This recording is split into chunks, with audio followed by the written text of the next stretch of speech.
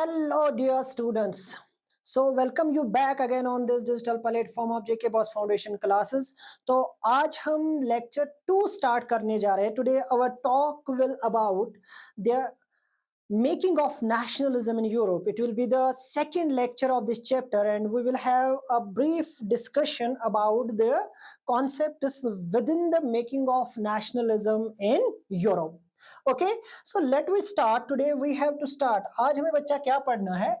आज हमें डिस्कस करना है कि कैसे नेशनलिज्म यूरोप में डेवलप हुआ. मेकिंग ऑफ नेशनलिज्म को आज हमें स्टडी करना है. मेकिंग ऑफ नेशनलिज्म को स्टडी करते वक्त हमें क्या बेसिकली जानना है, आप इस चीज को बिल्कुल दिमाग में रखोगे.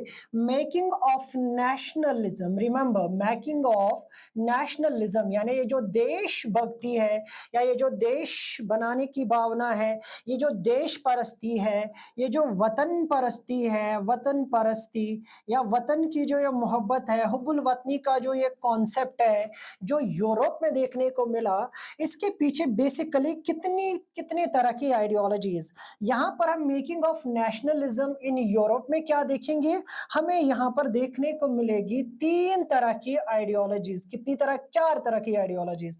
अलग अलग आइडियोलॉजीज बेसिकली इस वाले हिस्से में हमें डिस्कस करनी है. पहली आइडियोलॉजी, दूसरी आइडियोलॉजी और तीसरी आइडियोलॉजी. ये ideology basically different social groups में मौजूद थी. मैंने पहले ही कहा था क्योंकि नेशन किससे बनेगा बच्चा? नेशन बनेगा सोसाइटी से, याद रखिएगा. और मैंने कहा था कि ये नेशन क्या है? It is a social unit. अगर आपको कल का लेक्चर याद होगा, क्या मैंने कहा था? मैंने कहा था ये नेशन क्या है? सोशल यूनिट है. Social unit, remember this thing. और जब हमने सोशल यूनिट कहा था, जब हमने सोशल कहा, तो सोशल किस चीज को? सोशल कहां से आएगा? सोसाइटी से आएगा. और जब सोसाइटी से आएगा तो सोसाइटी अलग अलग ग्रुप्स की बनी हुई है. सोसाइटी किससे? जरा क्रोनोलॉजी को चेक करिएगा.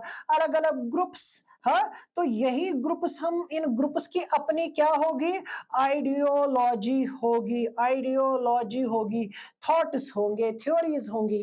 अब उनमें सबसे पहला ग्रुप जिसको एरिस्टोक्रेट्स या एरिस्टोक्रेसी कहा जाएगा, ये ग्रुप ही एक नंबर 1 ये ग्रुप है. और नंबर 2 ये एक आइडियोलॉजी रखते हैं. याद रखिएगा, एक आइडियोलॉजी, एक फिलॉसफी अपनी रखते हैं. सोशल फिलॉसफी जिसे कहेंगे, फिलोसॉफी, एक सोशल फिलॉसफी रखते हैं. अपना एक इनका तरीका है जिंदगी गुजारने का, उसे चेक करेंगे. दूसरा हमें क्या मिलेगा? एक इमर्जिंग ग्रुप मिलेगा मिडिल क्लास का. हाँ, मिडिल क्लास. मिडिल क्लास भी अपनी एक फिलॉसफी, अपने आइडियाज रखते हैं, अपनी एक फिलॉसफी रखते हैं, फिलोसॉफी. और उनका भी अपना एक नेचर ऑफ लिविंग है. हाँ, उनका भी अपना एक नेचर ऑफ लाइफ है, नेचर ऑफ लिविंग सिस्टम है. इस चीज को ध्यान से समझिएगा. जो मैं फ्लो चार्ट बना रहा हूं उसे आप स्क्रीन शॉट लेंगे, उसे थोड़ा समझने की कोशिश करेंगे क्योंकि हम डीपली इन चीजों को समझ रहे हैं. तीसरा क्या होगा? लिबरलिज्म. लिबरलिज्म एक और आइडियोलॉजी, एक लिबरल ग्रुप हमें देखने को मिलेगा. तीसरा ग्रुप, ठीक है, लिबरल ग्रुप. ये लिबरल ग्रुप क्या होगा? इनके यहाँ पर इक्वालिटी बिफोर लॉ का कॉन्सेप्ट आएगा. एक ग्रुप होगा. हाँ, ये भी, बट ये ग्रुप कहां से बेसिकली सामने आएगा? मिडिल क्लास से ही. ये पढ़े लिखे लोगों का ग्रुप होगा. समाज के विदिन ही एक ग्रुप है. ये यूरोप की सोसाइटी का ही एक ग्रुप है. इनकी भी अपनी फिलॉसफी होगी. मैंने पहले जो कहा था, इनकी अपनी फिलॉसफी होगी, इनका भी अपना नेचर ऑफ लिविंग होगा, इनके भी अपने तौर तरीके होंगे. अब लास्ट वाला जो ग्रुप फिर हमें देखने को मिलेगा, that will be the conservatives. Remember मेरा बच्चा, वो क्या होंगे? कंजर्वेटिव्स. और कंजर्वेटिव्स कौन होंगे? जो बिल्कुल नैरो माइंडेड लोग थे, जो चाहते थे कि हम वही इंस्टीट्यूशंस, उन्हीं इंस्टीट्यूशंस को वापस लाए, यानी क्लर्जी, मोनार्की जो पहले यूरोप में थे. वो चाहते थे हम उन्हीं चीजों को क्या करें? रिस्टैब्लिश करें. So let we start the chapter, let we start the slide, let we go through the concepts. तो सबसे पहले इसी आइडियोलॉजी को हम देखेंगे, इसी आइडियोलॉजी को हम समझने की कोशिश करेंगे। ठीक है, तो उनमें क्या हमें देखने को मिलेगा? सबसे पहले एरिस्टोक्रेसी देखने को मिलेगा। एरिस्टोक्रेसी क्या होगा? याद रखिएगा एरिस्टोक्रेसी कौन थे? ये डोमिनेंट क्लास थी। क्लास मीन्स ग्रुप, ठीक है, क्लास मीन्स ग्रुप, एक बिल्कुल क्लोज्ड ग्रुप था, ये ओपन नहीं था, क्लोज्ड ग्रुप था यूरोप में, याद रखिएगा। हाँ, डोमिनेंट क्लास था यूरोप में, सोशली और पॉलिटिकली भी, समाजी भी और सियासी भी इनका दबदबा था। ये कॉमन लाइफस्टाइल शेयर करते थे। हाँ, ये लैंडेड मीन्स इनका बड़ा दबदबा था, इनका बड़ा चलन था। ये कॉमन लाइफस्टाइल मतलब सारे के सारे जितने भी एरिस्टोक्रेट थे उनके यहाँ पर जिंदगी गुजारने का एक तरीका था। हाँ, दे आउनड बोथ कंट्री साइड, इनके पास गांव देहात से लेकर शहरों में हर जगह इनकी प्रॉपर्टी हुआ करती थी। फ्रेंच वॉज देयर, इनकी जुबान फ्रांसी जुबान थी, डिप्लोमेसी के लिए, हायर सोसाइटी के लिए, क्योंकि यूरोप का एक मिजाज था कि यूरोप में जो ब्यूरोक्रेसी थी ना, वो भी, या ब्यूरोक्रेसी के साथ जितने भी मोनार्क के पास बड़े बड़े ऑफिसर्स हुआ करते थे वो सारे एरिस्टोक्रेसी से ही आते थे। ठीक है, क्योंकि इनका जो पहनावा, खाना पीना वो हमेशा रॉयल रहता था, जो वजह बनी कि जब भी आप एक ऑफिसर को लाओगे तो उसके यहाँ पर ठाठ होनी जरूरी है। ठीक है, तो वो देखा गया, बट डेमोक्रेसी में वो वाला कॉन्सेप्ट नहीं है। ये हमारे लोगों ने, हमारे यहाँ जो हमारे ब्यूरोक्रेट्स है, हमारे यहाँ जो बड़े बड़े ऑफिसर्स है, they are servant basically, they are not aristocrat. ठीक है, इस चीज को दिमाग में रखिएगा। हाँ, French was their language, French was their, उनकी जुबान फ्रांसी जुबान थी। और आगे जाकर भी आप जब आप पावर शेयरिंग में देखोगे, क्योंकि आगे जाकर भी फ्रेंच क्या थी? डोमिनेंट थी हर जगह। फ्रांसी को एक क्लास रखा गया था फ्रेंच लैंग्वेज के साथ। तो यहां पर भी आप देखोगे फ्रेंच लैंग्वेज डिप्लोमेसी के लिए हाई सोसाइटी का एक सिंबल था। It was symbol of high social group, it was symbol of sine, याद रखिएगा बच्चा, सिंबल एंड साइन ऑफ क्या? हाई क्लास, हाँ, एक बड़ा सा क्लास, हम कुछ खास है साहिब। हाँ, देयर, इनकी जो फैमिलीज थे ना, ये इंटरकनेक्टेड थे, ये आपस में टाइड थे। हाँ, ये आपस में ही शादियां करते थे। मैंने इसीलिए यहाँ पर वर्ड लिखा क्लोज्ड ग्रुप, यानी कोई लोअर ग्रुप। क्लोज्ड ग्रुप हम क्यों कहते हैं? सोशियोलॉजी में एक कॉन्सेप्ट है क्लोज्ड ग्रुप। क्लोज्ड ग्रुप का कॉन्सेप्ट है कि ये अपने ट्राइब से बाहर, अपने कबीलों से बाहर, अपने ग्रुप से बाहर नहीं निकलते थे। मैरिज टाइज क्यों? वाई? बिकॉज ये चाहते थे कि इनके घर में बस इन्हीं के क्लास के लोग हो। ठीक है, एक स्टाइल, एक जिंदगी, एक ठाट, और भी बहुत सारे कंसर्न्स है। डिस्पाइट, और इनके यहाँ पर देखा, कहा गया ना, despite their power they were small mind. अगर इवन कि इनके पास पावर था, इनके पास पैसा था, मगर ये माइनॉरिटी में थे, मेजॉरिटी में नहीं थे।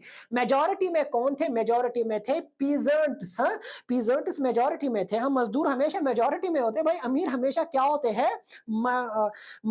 माइनॉरिटी में कम होते हैं। आप चेक कीजिएगा, कम होते हैं। ठीक, तो वही चीज अब यहाँ इन पर जो मैं ऐड करूंगा, क्यों इनके यहाँ पर जो कॉन्सेप्ट था ना, why they have the family ties, ये आपस में रिश्तों में क्यों जुड़े थे, उसके लिए मैं एक चीज यहाँ पर ऐड कर रहा हूँ। ठीक है, आप इन एडिशंस को ध्यान से पढ़िएगा जो मैं बीच बीच में ऐड कर रहा हूँ। उनमें क्या था? ये जब मैरिज, जो ये मैरिज करते थे ना, they used to marriage within the group, within the aristocratic group. उस मैरिज से जो डाउरी आती थी, याद रखिएगा, ये मैरिज अपने ग्रुप्स में क्यों करते थे? उस मैरिज से जो डाउरी आती थी, जो दहेज आता था, जो दहेज आता था, हाँ, जो दहेज आता था, हाँ, जो दाज आता था, उस दाज को ये लोग क्या करते थे? वो ये यूज करते थे किसमें? As a wealth, as a investment, हाँ, एज अ कैपिटल, याद रखिएगा, एज अ कैपिटल या इन्वेस्टमेंट। आप पढ़िएगा यूरोप का, जो यूरोप की सोसाइटी को जो स्टडी करते हैं मेरे भाई, जो मेरे बच्चे यूरोप की सोसाइटी को स्टडी करना चाहते हैं, जो यूरोप की सोशल ग्रुप्स को स्टडी करना चाहते हैं, उनको पता लगेगा कि इनके पास ये जो डाउरी आती थी वो ये इन्वेस्ट करते थे। कहां पर इन्वेस्ट करते थे? अपने बिजनेस में। तो मेरी जान, आप याद रखोगे यहाँ पर, जो अब यहाँ पर, यानी ये हमारा मुस्लिम तरीका नहीं है, याद रखना, ये एक तरीका नहीं है, ये यूरोपियनाइजेशन है, मगरबी तहजीब है। कौन? डाउरी लेना। We are against, I am against on this system. मैं बिल्कुल, और इन इवन कि इंडिया में भी आप देखोगे ना, इंडिया में क्या था, कन्यादान था, कन्यादान, हाँ, कन्यादान भी था और कन्या दान भी था। ठीक है, इंडिया में भी Brahmin within the Brahmanisation, I am not against anything, पहले था, ट्रेडिशनलिज्म में था कि बेटियां, जब बेटियों की शादी होती थी तो उस वक्त उसे माल वगैरह दिया जाता था, फिर प्रॉपर्टी में उसको हिस्सा नहीं मिलता था, जो गवर्नमेंट ने फिर खत्म किया, और मैरिज एक्ट 2005 जो है, हिंदू सक्सेशन एक्ट, उसके तहत बेटी को भी बराबर बराबर हिस्सा मिला, इक्वालिटी बिफोर लॉ। वो सारी चीजें आप देख सकते हो। ठीक है, तो यूरोप का मिजाज था, इसीलिए ये क्या करते थे, विद इन द फैमिली ही ये शादियां करते थे, क्योंकि ये जो पैसा आता था, वेल्थ आती थी, और जिनकी शादियां नहीं होती थी ना, बहुत सारी लड़कियां, बहुत सारी बच्चियां वहां शादी के बगैर रह जाती थी, और जो डाउरी नहीं दे पाते थे, याद रखिएगा, इनके क्लासेस में भी इनके यहाँ पर मांग हुआ करती थी, वो बिना शादी के रहती थी। ठीक है, वो फिर अलग अलग, वो फिर सोशल सर्विसेज में अपने आप को जिसे कहेंगे ना, पार्टिसिपेट करती थी। Let we come to back, चलिए बेटा वापस आते हैं। ठीक है, तो अब चलते हैं दूसरे स्लाइड की तरफ। दूसरा जो हमारा हिस्सा बनेगा, that is what, that is the new middle class. अभी हमने एरिस्टोक्रेसी देखी, ठीक है, दबदबा। हाँ, अब जरा न्यू मिडिल क्लास देखेंगे, not the new middle class, coin term की गई है new middle class with in the making of nationalism in Europe. हाँ, अभी जो बन रहा है नेशनलिज्म, अब ये नेशनलिज्म आइडियोलॉजी से बनेगा, सोशल ग्रुप से बनेगा, उसमें एक और ग्रुप हमें देखने को मिलेगा, middle class, new middle class. ये न्यू मिडिल क्लास किस वजह से सामने आया, जरा साइड में हम देखेंगे।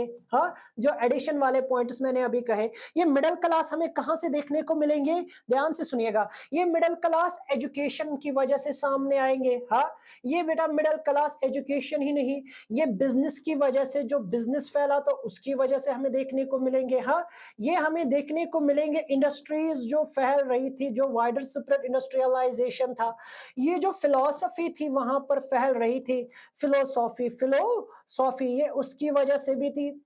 जो इससे पहले मार्टिन ल्यूथर ने प्रोटेस्टेंट कॉन्सेप्ट दिया था, प्रोटेस्टेंट्स के यहाँ पर रिफॉर्मेशन, प्रोटेस्टेंट रिफॉर्मेशन लाया था, वो भी एक बड़ा रीजन था, प्रोटेस्टेंट रिफॉर्मेशन, वो भी एक बहुत बड़ी वजह थी इस न्यू मिडिल क्लास के मिडिल क्लास के वजूद में आने की।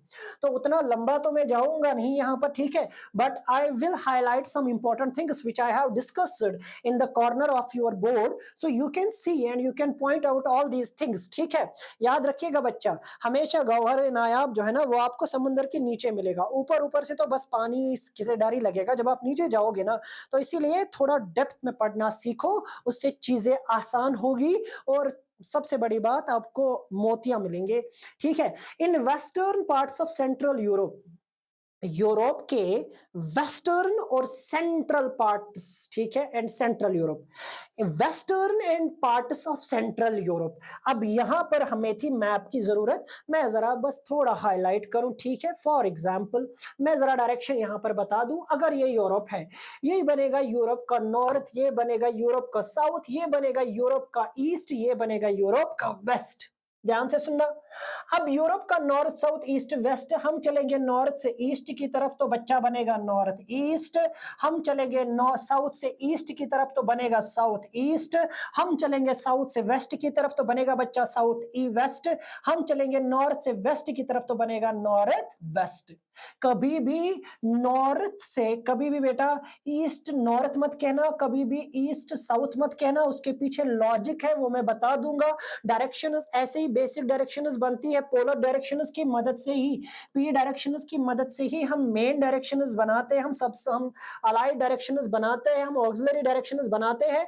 तो यहां पर क्या हो रहा है, अब जो ये यूरोप है, रिमेंबर दीज थिंग्स, अब जो ये यूरोप है, जो ये यूरोप है, रिमेंबर जो ये यूरोप है, इस यूरोप के वेस्ट वाले हिस्से में, जो मैं यहां क्वाइन कर रहा हूं, विच आई एम डार्किंग, ठीक है, जो मैं डार्क कर रहा हूं यहां पर, जो मैं लाइन दिखा रहा हूं, इस वाले हिस्से में, और सबसे इंपॉर्टेंट सेंटर वाले हिस्से में, और सेंटर वाले हिस्से में, और सेंटर वाले हिस्से में आप चेक कर सकते हो यहां पर क्या हो रहा है, जरा चेक कीजिए, इंडस्ट्रियलाइजेशन स्प्रेड, हाँ, town growth and the rise of commercial class. अब ये इंडस्ट्रियलाइजेशन होगी सेंटर और वेस्टर्न यूरोप में, वहां पर टाउन्स होंगे। टाउन्स क्यों डेवलप होंगे, ध्यान रखिएगा, जब भी इंडस्ट्रीज होंगी, जब भी बिजनेस होगा, बिजनेस नहीं कहेंगे क्योंकि ट्रेड, जब ट्रेड होगा, ट्रेड की वजह से मार्केट आएगा, मार्केट की वजह से नई अर्बनाइजेशन होगी। याद रखिएगा,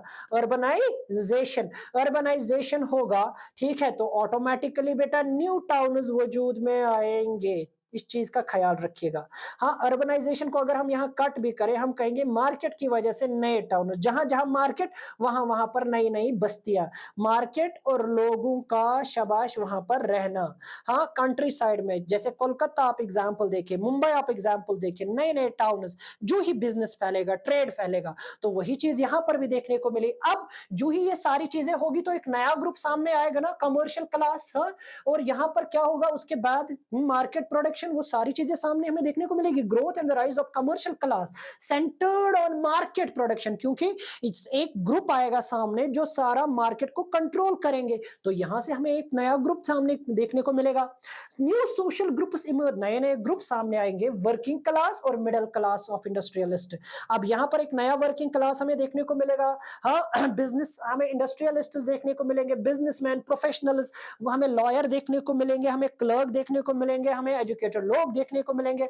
ये हमें सारे लोग, ये जो सारे लोग आएंगे ना, एक नया जो ग्रुप होगा समाज का, इस यही ग्रुप, ये आइडियोलॉजिकल डिफरेंट होंगे, इनके लाइफस्टाइल बेटर होंगे पीजेंट से, वर्कर से, मजदूरों से, ठीक है। और कहा जाएगा educated liberal middle class embraced ideas of national. अब ये पढ़े लिखे होंगे, ये आजाद ख्याल होंगे। अब जब पढ़े लिखे होंगे तो आजाद ख्याल होंगे, ठीक है, तो ऑटोमेटिकली हमें ये क्या चाहेंगे, ये चाहेंगे एंड ऑफ प्रिविलेजेस। क्या चाहेंगे बच्चा, ये चाहेंगे एंड ऑफ प्रिविलेजेस, क्योंकि इन्हें किस चीज से परेशानी होगी, इन्हें प्रिविलेजेस से परेशानी होगी, जो खास इख्तियारात, ठीक है, किन को थे, नोबल्स के पास थे, क्लर्जीज के पास थे, क्योंकि ये किस चीज को इंपॉर्टेंस देंगे, ये they will give importance the middle class, the middle class, ध्यान से सुनिएगा, the middle class will give importance to what, they will give importance to liberty of ideas, ठीक है, even they will give importance to equality and, याद रखिएगा, and education, फिर education याद रखिएगा, और ये सब चीजों को इंपॉर्टेंस देखेंगे। ये जो ग्रुप सामने आएगा, इन्हें नाम दिया जाएगा मिडिल क्लास, क्योंकि ये ज्यादा अमीर भी नहीं थे, गरीब भी नहीं थे, बिल्कुल मीडियम वर्ग। हाँ, इसीलिए इनके लिए वर्ड यूज हुआ मिडिल क्लास। हाँ, ये चाहेंगे कि एरिस्टोक्रेटिक जितने भी प्रिविलेज उनके पास खास इख्तियार है वो खत्म हो जाए। चलिए, ये हो गए दो। तो तीसरी आइडियोलॉजी, थर्ड आइडियोलॉजी हमारी कौन सी होगी, लिबरल नेशनलिज्म। अब सामने आएगा लिबरलिज्म, जो मैंने पहले तीन आइडियोलॉजीज कही थी, तो ये मैं ऐड यहां पर करूंगा फिर से एक बार, ये लिबरल क्या होता है। हाँ, लिबरलिज्म, लिबर प्लस इज्म।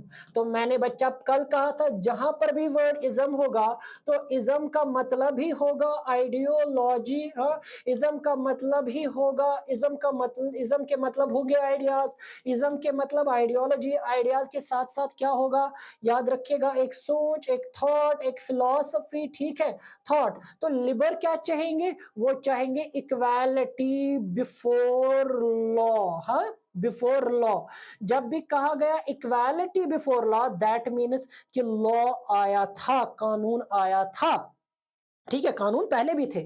अब ये लिबरल्स क्या होंगे, अब जरा चलते हैं स्लाइड की तरफ।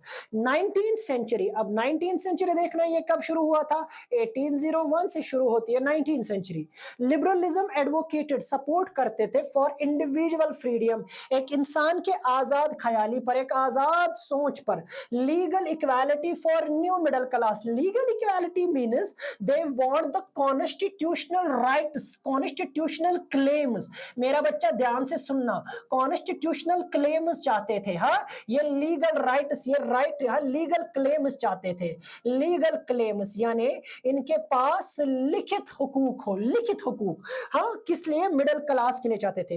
ये इक्वालिटी बिफोर लॉ चाहते थे, पॉलिटिकली भी, ठीक है। और ये क्या चाहते थे? ये चाहते थे कि पार्लियामेंटेरियन सिस्टम की गवर्नमेंट बने। ये चाहते थे एरिस्टोक्रेसी एंड हो। ये चाहते थे क्लरिकल प्रिविलेजेस खत्म हो। मैंने जो पहले कहा ना, मिडिल क्लास से ही जन्म होगा लिबरलिज्म का, लिबरलिज्म का, लिबर्टी का, ठीक है। अब क्योंकि वो पढ़े लिखे ग्रुप थे, एक इन्हीं में विद इन द सोसाइटी एक आइडियोलॉजी थी, ठीक है। हाँ, इस्टेब्लिशिंग कॉन्स्टिट्यूशन, ये बात करेंगे नहीं भाई, कॉन्स्टिट्यूशन होना चाहिए, रूल बुक कंट्री की होनी चाहिए, and the rule book should be made by the constituent assembly, that should be made by the people, that should not be made by the monarchy. हमें मोनार्कियल कॉन्स्टिट्यूशन नहीं चाहिए, हमें एक constitution चाहिए जो डेमोक्रेटिक कॉन्स्टिट्यूशन हो, ठीक है। वही बात यहां पर कहने की कोशिश की गई है। लीगल इक्वालिटी, ये चाहते थे लीगल इक्वालिटी, यही से तो जन्म हुआ ना कॉन्स्टिट्यूशंस का, वो भी रिपब्लिक कॉन्स्टिट्यूशंस का, डेमोक्रेटिक कॉन्स्टिट्यूशंस का। इन्होंने कहा टू यूनिवर्सल सफरेज, हमें वोटिंग राइट चाहिए। ध्यान से सुनिएगा, ये पॉइंट बड़ा अहम रखता है, बड़ी अहमियत रखता है सीबीएसई और एनसीईआरटी दोनों के लिए। यूनिवर्सल सफरेज, यूनिवर्सल सफरेज क्या हुआ कि एक लीगल एज और हर एक को वोट का हक होना चाहिए, जिसे इंडियन कॉन्स्टिट्यूशन ने कहा राइट टू वोट। ध्यान से बच्चा सुनना, राइट टू वोट। और इंडिया में इसके लिए एज क्या रखी गई? 18, जो पहले 21 थी, फिर घटा के 3 साल 18 कर दी गई, ठीक है। जो भी 18 साल का हो रहा है उसे हुकूमत बनाने का, हुकूमत के फैसलों में अपना रिप्रेजेंटेटिव चुनने का हक है। ये डेमोक्रेसिकल, ये डेमोक्रेटिक आइडियोलॉजी, ये डेमोक्रेटिक कॉन्स्टिट्यूशन है, ये डेमोक्रेटिक नेशन है इंडिया जब हम बात करेंगे, ठीक है। तो पॉलिटिकल यानी इन्हें सियासी हुकूक ये चाहते थे, ये सियासी मुदाखलत चाहते थे, ये सियासी तौर पर एक स्ट्रॉन्ग नेशन चाहते थे, और ये इकोनॉमिकली लिबरल भी चाहते थे, ठीक है। ये फ्री मार्केट चाहते थे, यानी ये उस पर किसी का कब्जा नहीं चाहते थे। क्या नहीं, कोई कब्जा कर रहा था तभी बुक ने कहा है फ्री मार्केट। ये कब्जा किस तरीके का था? ये एक डोमिनेंट क्लास का कब्जा था, ये कब्जा किसी एक पर्टिकुलर ग्रुप का था, मोनार्क का था, ठीक है। इससे इससे ये आजाद चाहते थे। That why they want a elected they want a elected government, that elected government will make a constitution for all, ठीक है। तो इस सोच को, ये removal of state imposed restriction, state क्या होता है? अब यहां पर सवाल आता है, सवाल आता है कि ये स्टेट क्या होता है साहिब। अब हम बयान करेंगे स्टेट क्या होता है, याद रखिए, ठीक है। we will not take much of your time but we will take your time to make it valuable। हाँ, जरा ध्यान से सुनिएगा, बात आई है किस चीज की? तो बात से बात निकलती है, ये बेटा हिस्ट्री है, और हम पढ़ रहे हैं बेसिकली पॉलिटिकल हिस्ट्री, ठीक है, पॉलिटिकल हिस्ट्री ऑफ यूरोप। हाँ, जरा ध्यान से सुनना, स्टेट की बात आई है तो स्टेट किसको कहेंगे?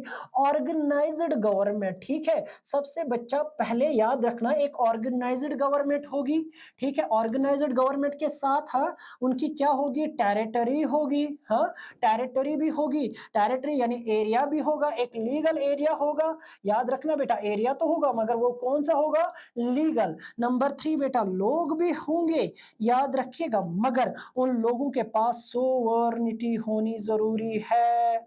सोवर्निटी याद रखना, यानी उन स्टेट उसी को कहेंगे जहां के लोग, जहां पर ऑर्गेनाइज्ड गवर्नमेंट होगी, टेरिटरी, लीगल एरिया होगा, लोग होंगे, बट सबसे इंपॉर्टेंट है sovereignty. Sovereignty, sovereignty, sovereignty means खुद मुख्तारी, खुद मुख्तारी, खुद मुख्तारी। वो क्या ले सकते हैं? वो खुद अपने फैसले ले सकते हैं, वो खुद अपने फैसले ले सकते हैं। अब जरा मैच्योरली बेटा क्वाइन करो, स्टेट क्यों वर्ड यूज किया गया है? With in the country, with in the country, with in the country state होगी, याद रखिएगा। अब यहां पर एक टर्म क्वाइन की जाएगी जो आप पहले पेज पर देखोगे, मेरा बच्चा, नेशन स्टेट। बट पहले मैं स्टेट को और ज्यादा और थोड़ा समझाता हूं। स्टेट मीन्स एक ऐसा एरिया, एक ऐसा लीगल एरिया जिसके पास फैसले लेने की क्षमता होगी, कैपेसिटी होगी, ऑर्गेनाइज्ड गवर्नमेंट होगी, टेरिटरी होगी, लोग होंगे, सोवर्न होगी। इंडिया में भी प्रेम्बल ऑफ इंडिया पढ़ो बच्चा, वहां पे क्या आपको मिलेगा? आपको मिलेगा सोवर्न सोशलिस्ट स्टेट। ठीक है। सोवरन यानी हम कैपेबल है कि हम अपने फैसले ले, कोई दूसरा ब्रिटेन के लोग हमारे फैसले नहीं ले सकते। हमारे पास एक अपनी गवर्नमेंट है, हम कैपेबल है। दैट मीन्स क्योंकि स्टेट दिखाता है we are capable, we are able, we are capable, हम हक रखते हैं, हम फैसला लेने की कैपेसिटी रखते हैं, हम में खून है, हम खून दे सकते हैं अपने कंट्री के लिए, अपने नेशन के लिए। याद रखिएगा, एक बहुत बड़ी फिलॉसफी है इस वर्ड के पीछे जो हम इस कम टाइम में बयान नहीं कर सकते। मौका मिला इंशाल्लाह 11th-12th के क्लास में जरूर उन चीजों को मैं डिस्क्राइब करूंगा, कोशिश करूंगा, आपका एक खादिम कोशिश करेगा इन सारी टर्म्स को आपके सामने लाने की। बहुत कुछ है आपके इस सिलेबस में पढ़ने के लिए, जानने के लिए। चलिए जरा वापस चलते हैं। अब कहा गया है नेशन स्टेट, ठीक है, नेशन स्टेट। जरा हम इसको रब करते हैं। मैं यहां पर जल्दी जल्दी एक कॉन्सेप्ट आपको बेटा दूं, वो क्या है? ये नेशन स्टेट का कॉन्सेप्ट क्या है? What does mean by the nation state? ये नेशन स्टेट का कॉन्सेप्ट क्या है, जरा देखते हैं। याद रखना, मैंने कल भी कहा था, आपको वर्ड एक सुनने को मिलेगा, नेशन स्टेट। यूरोप पहले नेशन बना, फिर स्टेट्स वहां पर बनी, मगर हम नेशन स्टेट आज के जमाने में उस एक एरिया को कहते हैं, उस एक लीगल एरिया को कहते हैं, याद रखिएगा, या उस एक जगह को कहते हैं जहां पर डाइवर्सिटी होगी। ध्यान से सुनना, जहां पर डाइवर्सिटी होगी, आइदर सोशल डाइवर्सिटी होगी, वहां पर कल्चरल डाइवर्सिटी होगी, याद रखना, कल्चरल डाइवर्सिटी, सोशल डाइवर्सिटी होगी, कल्चरल डाइवर्सिटी होगी, रिलीजियस डाइवर्सिटी होगी। ये बात मेरी याद रखना, हाँ, ये बुक्स में नहीं है बच्चा, हाँ, ये बहुत बड़ी बात मैं कह रहा हूं। नेशन स्टेट किसको कहते हैं? नेशन स्टेट को बयान कर रहा हूं, प्लीज इस पर ध्यान दीजिए। हाँ, नेशन स्टेट एक ऐसा लीगल एरिया, एक ऐसा एरिया, एक ऐसी कंट्री, एक ऐसा सिस्टम। मैं इसको लीगल एरिया भी अभी नहीं कह सकता, मैं इसको एक सिस्टम कह सकता हूं। हाँ, अलग अलग वर्ड मेरे पास है, जो वर्ड कम पड़ेंगे मेरे पास इस एक टर्म को, कोई टर्म को समझाने के लिए, टर्म को बयान करने के लिए। सोशल डाइवर्सिटी होगी, कल्चरल डाइवर्सिटी होगी, रिलीजियस डाइवर्सिटी होगी, हाँ, और एथनिक डाइवर्सिटी होगी, एथनिक डाइवर्सिटी होगी, और क्या क्या मैं बताऊं। एक रेसिज्म नहीं होगा वहां पे, रेसिज्म नहीं होगा वहां पे, मोनार्की नहीं होगी। जब ये डाइवर्सिटी वहां पे अडॉप्ट होगी, यानी the diversity will be able to will be habitable, ठीक है, वो हैबिटेबल होगी। इन सब के लिए एग्जाम्पल दूंगा इंडिया का, एग्जाम्पल दूंगा बेटा यूएसए का, एग्जाम्पल दूंगा बेटा बांग्लादेश का, ठीक है। ये सारे नेशन स्टेट्स है जहां पे कल्चरल डाइवर्सिटी, मैं ब्रॉडर व्यू में बात कर रहा हूं, मैं कॉन्फाइनेड में नहीं रखूंगा इसको, मैं किसी भी चीज को यहां पर कॉन्फाइड नहीं रखूंगा, याद रखिएगा, ठीक है। I will explain each and everything, याद रखिए। चलिए, तो जहां पर ये कल्चरल डाइवर्सिटी एडजस्ट होगी, जहां पे रासिज्म नहीं होगा, जहां पे सोशल डाइवर्सिटी होगी। इंडिया में देखिए कितनी क्लास है, कितने ग्रुप है, कितने समाज है। हाँ, कल्चरल डाइवर्सिटी होगी, रिलीजियस डाइवर्सिटी होगी, एथनिसिटी होगी, क्या कुछ नहीं होगा, उसी को हम नेशन स्टेट कहेंगे। चलिए वापस बेटा अपने टॉपिक पे आते हैं। हमने कहा था एरिस्टोक्रेटिक, हम लिबरलिज्म को पढ़ रहे थे, तो लिबरलिज्म पर वापस चलेंगे, ठीक है। चलिए, तो अब क्या होगा इकोनॉमिकली, अब क्या होगा यूरोप में, अब बनेगा, अब इस इकोनॉमिकल फ्रीडम के लिए फिर इन्होंने क्या किया, ये चाहते थे कि जो इकोनॉमिक फ्रीडम है, इकोनॉमिक लिबरलिज्म के लिए बाद में यूरोपियंस क्या करते हैं, यूरोपियंस क्या करेंगे, ज़ोलवेरियन लाएंगे। क्या लाएंगे बेटा? ज़ोलवेरियन। अब ये ज़ोलवेरियन क्या था? It was custom union. ये बेटा क्या करेगा, जरा ध्यान से सुनिए। अभी हमने कहा है in 1834 Zollverein, a custom union initiated by Prussia. Prussia क्या करेगा, एक कस्टम यूनियन बनाएगा, ठीक है। Was established removing tariff barriers. Tariff क्या होते हैं? टैरिफ्स लगने वाले टैक्सेस होते हैं, टैक्सेस होते हैं इंपोर्ट पर, ठीक है, एक्सपोर्ट पर लगने वाले, ट्रेड पर लगने वाले जो टैक्सेस थे, टैरिफ टैक्सेस थे, हाँ, जो इन पर लगने वाले जो एक्स्ट्रा लोड था, वो क्या करेंगे, बैरियर्स, रुकावटें, वो रिड्यूस कर देगा। और क्या करेगा, number of currencies from over 30 to two, और जितनी वहां पर यानी करेंसीज को भी क्या किया गया, करेंसीज को भी रिड्यूस किया गया, कहां से 30 to 2, यानी बेटा 30 से कहां तक इसको लाया गया, 2 तक। ज़ोल्वेरियन कल को पूछा जाता है, सीधे सीधे सवाल पूछा जाता है, व्हाट इज ज़ोल्वेरियन।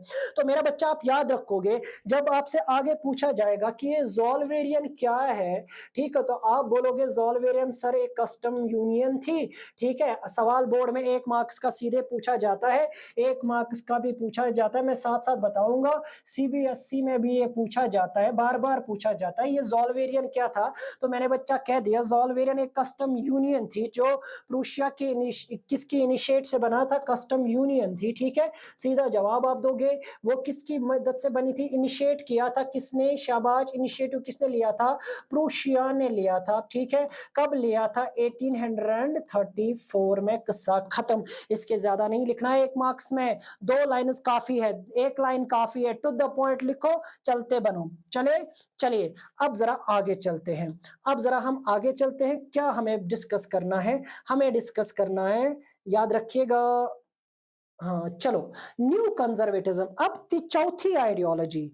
पहली आइडियोलॉजी एरिस्टोक्रेट, पहला ग्रुप, दूसरा ग्रुप हमने कहा बेटा मिडिल क्लास, तीसरा ग्रुप लिबरलिज्म या लिबर्स, ठीक है। चौथा ग्रुप हम देखेंगे कौन है बच्चा, वो है कंजर्वेटिव्स, कंजर्वेटिव्स, कंजर्वेटिव्स। ये कंजर्वेटिव्स क्या थे, ये नैरो माइंडेड, मैं कुछ फीचर्स इनके बता दूं जल्दी जल्दी, ये बिल्कुल नैरो माइंडेड, हाँ बिल्कुल, जिसे कहते हैं ना, इनकी जो थॉट्स थे ना, लिमिटेड थॉट्स थे, लिमिटेड थॉट्स थे, ठीक है। ये बेटा चाहते थे, दे वांट बेसिकली, ये क्या चाहते थे, मैं सिंपल यहां पर बताऊं, दे अर्ज, ये चाहते थे कि जो ओल्ड इंस्टीट्यूशंस है, ओल्ड इंस्टीट्यूशंस, जो पुराने मरकज है यूरोप में, जो पुरानी चीजें थी फ्रेंच रेवोल्यूशन के समय पर, उससे पहले जो चीजें थी, क्लर्जी था, नोबेलिटी था, मोनार्क, तो वो वापस आ जाए, ठीक है। इन्हीं को कंजर्वेटिव, जिनकी सोच लिमिटेड हो, जिनकी सोच एक दायरे से बाहर नहीं निकलती, अभी भी हम टर्म कॉइन करते हैं। एक बहुत बड़ा सोशल फिलोसॉफिकल ग्रुप था,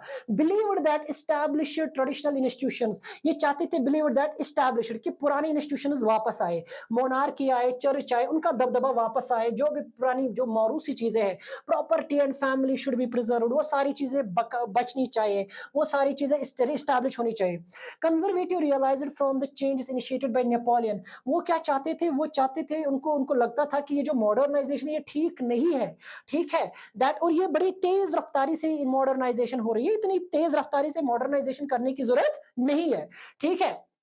it could in fact strong traditional, बल्कि जो पुराने इंस्टीट्यूशन है, जो मोनार्की है, जो रिवायती, ट्रेडिशनल का मतलब बच्चा रिवायती, ठीक है, जो पुराना तर्ज तरीका है, जो रिवायात है, रिवायती चीजें हैं, रिवायती, जिनको पढ़ना, जिनको उर्दू पढ़ना आता है तो उनके लिए मैं लिख रहा हूं, ठीक है, जो रिवायती कॉन्सेप्ट्स है, ठीक है, जो रिवायात है, रिवायात याद रखिएगा, रिवायती, जो रिवायती कल्चर है, जो रिवायती तरीका है, रिवायती क्या था, चर्च था, मोनार्की था, ठीक है, नोबेलिटी था, वो ही चलना चाहिए, न कि नया कुछ आना चाहिए, पुराना ही चलाओ, ठीक, यानी हमें जरूरत नहीं है। तो जर्मन कॉन्फ़िगरेशन, एक सेकेंड, हाँ, तो यहां पर मेरा मोनार्की, ठीक है, तो क्या हुआ,